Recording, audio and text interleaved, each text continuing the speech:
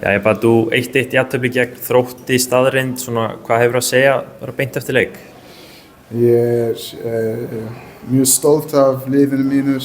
Við vorum að verjast mikið en það var að gefa allt og við reyndum stela 3 stig en það gekk ekki í dag. Já.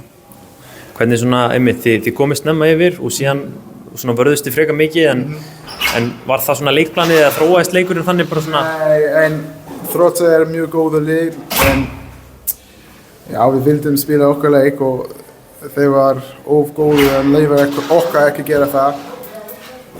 Já, við vorum of djúpt og já, en þeir eru lið sem gera það með flest lið í deildina en þá förum við að verjast og við vorum að gera það vel og markmaður líka en við förum að vera æsbrettir þegar við fáum bolta að gera meira en í dag það ekki. Þannig samt jafntefli útivelli gegn topplið Þróttar, þú hlýtur að geta verið nokkuð svona sáttur þó að þetta voru þetta svekkjandi að fá sér mark í lokin?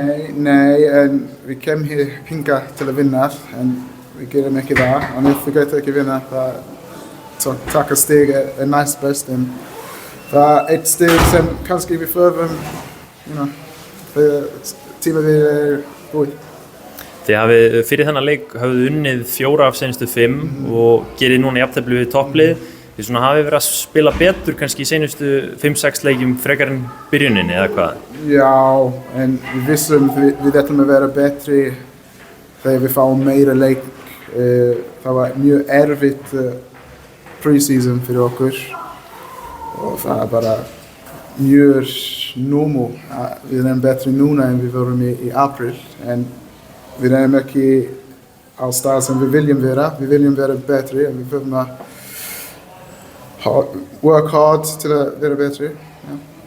Og Grindavík í næsta leik og síðan það Hvarfak í Evrópudeildinni, svona næstu viku hljóta að vera bara nokkuð spennandi? Já, það mjög spennandi en já, það mikið til að plana Hvarfak leikur og við förum að hafa mjög mikið fókus á Grindavík, það mjög erfitt útivellir.